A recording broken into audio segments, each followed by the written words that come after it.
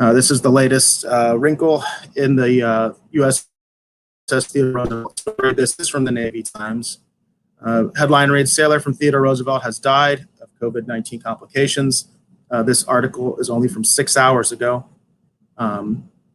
Says a sailor assigned to the aircraft carrier Theodore Roosevelt died after being admitted to an intensive care unit in Guam last week for coronavirus complications. This is the first such death of a sailor from the vessel. So this is a grim milestone. For those that don't know, the Theodore Roosevelt had an extensive coronavirus COVID-19 outbreak. And eventually what happened was the captain was actually fired because he had made some remarks about evacuating the ship, and those remarks were leaked to the press.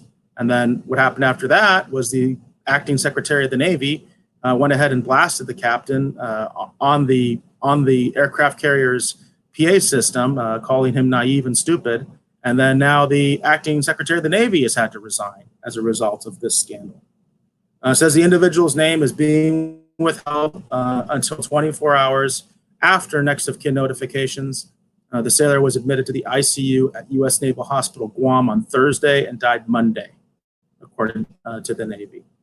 The sailor tested positive for COVID-19 on March 30th and was removed from the ship and placed in isolation with 4 other service members.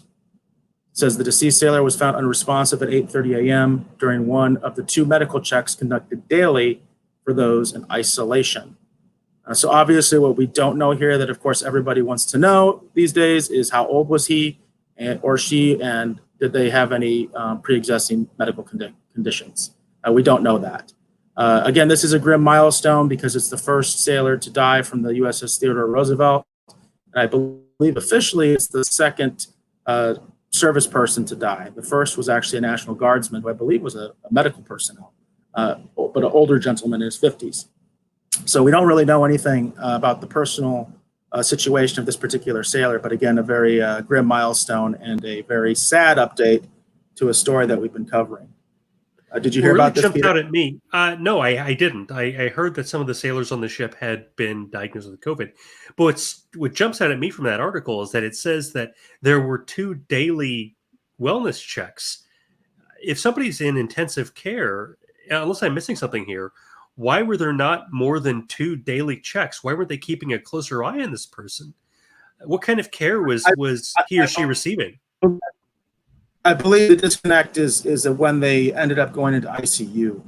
So I'm thinking that they because I know for a fact, because I've seen images of it, that initially they were, if you were healthy, if you weren't showing any of the, the shortness of breath seems to be the big barometer of when you need to have an extra level of care. That seems to be pretty universal. And so I know initially, at least, a lot of these sailors were simply put in hotels and people were just checking on them and they were in isolation because they were relatively healthy. And we're talking about relatively large numbers too. Yeah. There's only so many beds in the hospital. So they were, a lot of these sailors, they were in hotel rooms and being checked on. And I don't know if that was the case with this particular sailor or not, but that would be my guess based on what you just said. And then eventually, when they found that the sailor was unresponsive, that's when they sent him to the U.S. Naval Hospital in Guam for intensive care. So that's I think where the disconnect is there. Boy, that is sad. Yes, it is. Yes, it is. And as I mentioned, the entire story has taken quite a few twists and turns. Even President Trump, I know, went in recently and said that he was looking at possibly reinstating the captain, that he, quote unquote, made. Everybody makes mistakes. That was basically what President Trump said about it. So we'll see what happens there.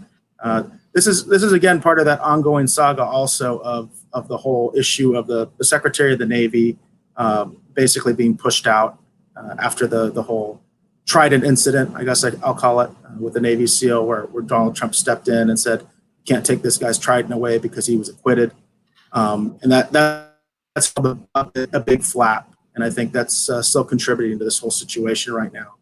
As of right now, the new acting Secretary of the Navy is the former Undersecretary of the Army, so they still haven't gotten someone to fill the position permanently, and that's another story that I'll be monitoring as far as what's going to be happening there.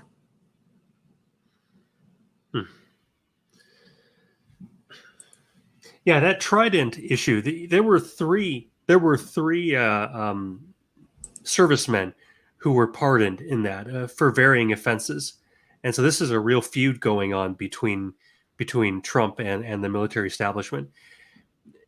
And I have to say, Yes, absolutely. when they say that it was a mistake, everybody makes mistakes. I think that even oversells it a little bit. I think that this commander was willing to be fired. He knew probably that that was what was going to happen, and he was willing to take that risk.